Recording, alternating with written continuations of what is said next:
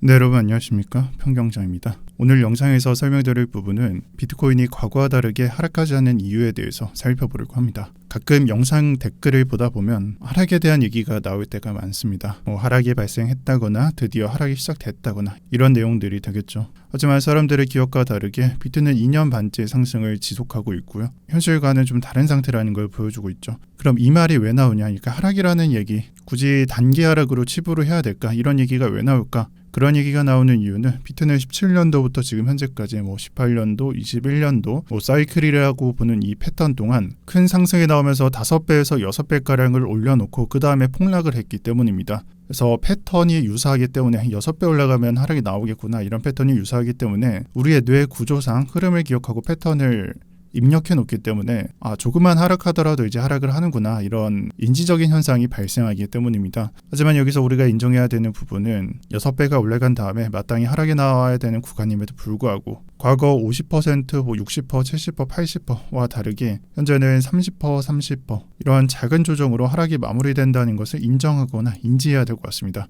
오늘 영상에서 설명하려고 하는 부분이 이 부분입니다. 하락이 안 나오지? 앞으로 왜 나올 수 없는가를 설명하려고 합니다. 그리고 영상을 시작하기 전에 제가 잠깐 거시경제를 한 2단락을 준비해봤는데 제가 빠르게 말씀드릴게요. 결국 제가 하고자 하는 말은 이 거시경제 측면에서 오늘 영상을 설명하는 게 아니라 비트코인으로만, 크립토로만 설명을 하려고 하는데, 그 이유가 현재 거시경제는 3가지 정도 제가 축약을 했습니다. 점점 늘어가는 기관 투자자 또는 비트코인 ETF 물량이 더 늘어난다. 최근에는 신고점을 갱신했다. 또 3번째, 지정학적 긴장감, 지정학적 상태에서 거의 3차 대전이 나올 것 같은 그런 분위기가 있고, 그냥 대상만 바뀔 뿐 계속 긴장 상태를 유지하고 있는데, 이 부분이 최근에는 중동 전쟁으로 불거졌었고, 근데 비트코인은 영향을 받지 않았고, 즉 중동이 전쟁을 하더라도 하락이 발생하지 않는 상태에 와 있고, 그 다음에 스테이블 코인의 수요가 증가하고 있다는 부분, 이런 부분으로 오늘 영상을 설명하지는 않겠습니다. 왜냐하면 이 비트코인 ETF는 아직도 유입이 늘어나고 있고요. 중동 전쟁으로 방금 설명드렸듯이 비트코인을 크게 흔들지 못했고, 스테이블 코인도 그냥 꾸준히 늘어나는 구도에 있고, 결국에는 결과가 뻔한 거거든요. 그냥 이것 때문에 상승을 한다, 이런 논리로 전개를 해야 되는데, 굳이 오늘 영상에서는 이 부분을 설명하지 않으려고 합니다. 지금부터 제가 설명하는 부분을 들어주시고 왜 근본적인 구도에서 비트코인이 하락하지 않는지를 한번 생각해 보시길 바랍니다. 첫 번째, 폭락의 순서입니다. 우리의 기억 속에 있는 이 폭락이라는 그림은 사실 비트코인이 80%, 77% 이런 식으로 하락을 하는 게 아니라 나머지 코인들도 하락을 해서 영향을 주는 연쇄 하락이었습니다. 즉 도미노급으로 하락을 했고, 하나의 충격이 아닌 연쇄 하락으로 가면서 더 커지는 구도가 나왔다라는 거죠. 그럼 이 그림이 어떤 식으로 펼쳐졌었냐? 21년도를 예를 들어서 한번 설명을 해볼게요. 4월 2일 달에 톤 같은 잡코인이 하락을 시작합니다. 그러니까 대폭등했던 알트코인들이 먼저 흔들리고요. 그 다음에 비트코인 하락이 시작합니다. 그 다음에 비트코인이 하락하게 되는데 한 10일가량 지나서 비트가 무너지게 되고, 이 4월 14일 이후에 비트가 무너지면서 기존에 버티던 코인들도 매물대를 이런 식으로 이탈하게 돼요. 즉 비트가 건전하게 또는 횡보하거나 조금의 우상향만 해줬다면 굳이 매물대를 부수거나 아니면 하락할 이유는 없었는데, 비트가 무너지면서 이런 코인들도 하락을 하게 되죠. 그 다음에 벌어질 일이 비트코인이 하락을 하고 다시 알트코인들에 영향을 주고 되돌림까지 이뤄졌지만 5월 9일부터 대하락을 시작합니다. 위에서 영향을 받아서 대하락을 시작했다라는 의미겠죠. 5월 9일부터 하락이라는 구도를 보면은 3일 뒤에 이더리움이 무너지게 되고, 그로부터 8일 뒤에 시총 10위권에 진입했던 에이다가 무너지기 시작합니다. 즉 비트코인이 무너지면서 5월 9일부터 알트가 폭락을 했던 게 아니라 비트코인이 먼저 무너지고요. 그 다음 이더리움의 영향을 받아서 하락을 시작하고 폭락이 나오고, 그 다음에 에이다도 사실상 이더가 무너지는 자리가 아니라 꽤나 시간을 끌면서 좀 올라가다가 비트가 무너지고 이더도 무너지니까 비트가 무너진 시점으로부터 9일 뒤에 폭락을 경험하게 되죠. 마치 도미노가 무너졌던 그림처럼 유사하게 무너집니다. 그리고 이 5월 9일부터 비트가 무너지면서 이더리움 12일, 에이다 17일에 무너졌는데, 이런 알트코인 대하락이 비트코인에 영향을 받은 것은 비트코인이 재차 하락이라는 그림이었습니다. 그래서 비트코인이 바닥을 뚫고 가는 흐름까지 연계되죠. 이 그림이 처음에 봤었던 4월 14일에 벌어졌던 또는 4월 초에 벌어졌던 이 하락부터 도미노 하락급으로 알트 비트 이런 식으로 연쇄 하락이 발생된다는 그림으로 이해하시면 됩니다. 중요한 것은 연쇄 하락이라는 점이 되기 때문이죠. 이러한 연쇄 하락이 발생할 수 있었던 이유는 알트코인이 레버리지 상품과 비슷하게 움직였기 때문이에요. 마치 08년도와 유사하게. 연쇄 하락이 나오기 때문이죠. 이 이야기 쉽게 설명하면은 폭락이 나왔던 지점을 이더리움과 에이다로 예를 들면은 모두가 1년 전과 비교했을 때 수십 배가 올라간 자리에서 바로 그 자리라는 점이었습니다. 즉 폭락이 나왔던 자리가 이 자리였다는 거예요. 이더리움도 그렇고 에이다도 불과 1년 전과 비교했을 때 수십 배가 올라간 상태에서 미친 듯한 과열 분위기에 있었으며 무너지기 딱 좋은 자리에 있었다라는 게 그 이유가 되겠죠. 알트코인이 조금만 흔들리더라도 폭락이 나오는 그런 자리였으며 이런 폭락이 나오면은 마찬가지로 비트코인을 흔들 수 있는 입장이었습니다. 여기서 말하는 흔들 수 있는 입장은 시총이 높았기 때문에 흔들 수 있었다라는 입장도 대변하기도 합니다. 지금까지 설명한 걸 듣고요. 지금 현재 알트코인들 위치를 보겠습니다. 이더리움 300만 원대에 위치하고 있고 200만 원이라는 대략적인 저가에서 2배 미만으로 올라간 상태입니다. 고가일까요? 고가는 아니라고 생각합니다.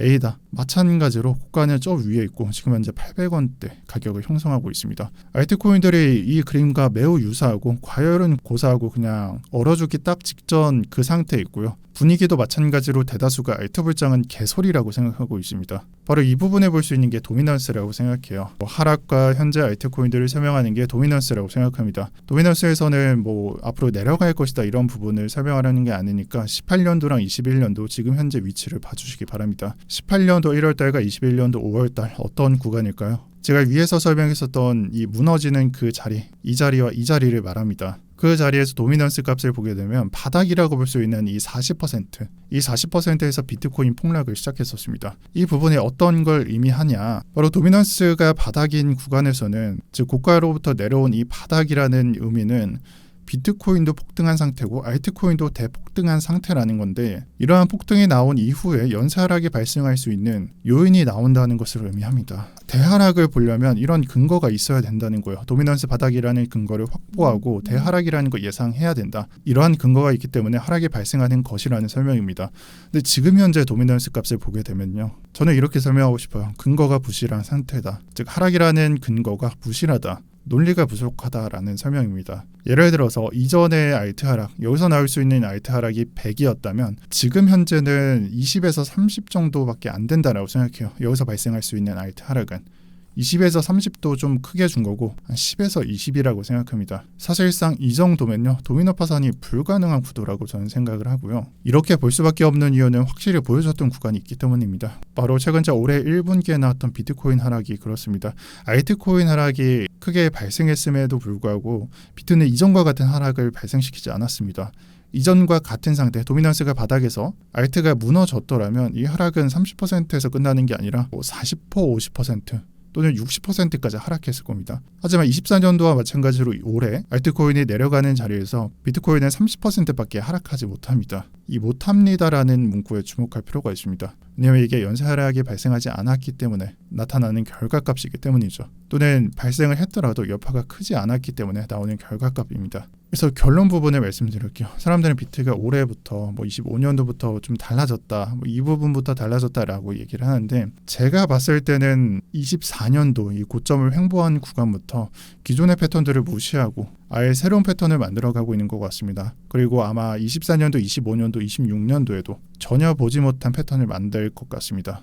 그래서 잘 생각하셔야 돼요. 영상을 보다 보면 여러분 잘 생각하셔야 된다. 이런 말을 1년에 한두 번 또는 서너 번씩 드리는데 과거에도 마찬가지로 비트코인을 2천만 원대, 2천 중후반대에 매집하고 20%가량 내려갔을 때 그때 장 분위기에 매몰돼서 안타까운 선택을 하신 분들이 많아요. 그리고 결과는 여러분들이 보시는 대로 나타나 있죠. 그래서 잘 생각하셔야 된다라는 거예요. 지금도 알트 분위기가 아예 안 보이거든요. 솔직히 말해서 거의 안 보이기 때문에 생각을 거의 접어가시는 것 같은데 저는 반대로 좀 실행하고 생각하고 있습니다. 작년에 좀 자금이 쪼달려서 크립토에 추가로 투입을 못했는데 지금부터 여유가 조금씩 생기고 있어서 알트를 다시 매집하고 있습니다. 판 게 아니라 다시 돈을 넣고 있다라는 거예요. 그중에서 말씀드리고 싶은 건 솔라나를 매주마다 한 번씩 매입하고 있고요. 지금이 한 20만 원대니까 30만 원 가기 전까지는 계속 매입할 생각입니다. 그리고 나머지 보유하고 있는 것들은 나중에 넘기려고 하고 저는 사실상 도미넌스가 올라가는 구간이기 때문에 지금 하고 있는 말들도 많은 사람들이 인정하거나 인지하거나 아니면 다시 생각을 해본다거나 그런 행위들을 안 할 거라고 생각을 하지만 제 생각은 그래요. 알트가 도미넌스가 올라가기 때문에 고통받는 구간이 확실하고 다만 이 부분을 끈기 있게 지켜보다 보면 반드시 보답이 올 거라고 생각합니다. 그래서 주마다 매입을 하고 있고 긍정적으로 기대해보고 있습니다. 오늘 영상 여기까지 할 거고요. 그리고 마지막으로 최근부터 멤버십 영상에 기존 알트코인 분석 영상을 올려드리고 있습니다. 그래서 기존의 가입자, 기가입자분들은 다시 들어오셔서 영상 확인해 주셔도 좋을 것 같습니다. 지금까지 한 2편 나왔고 총 5편을 예상하고 있습니다. 네, 오늘 영상 여기까지 하겠습니다. 오늘도 평경장이었고요. 시청해 주셔서 감사합니다.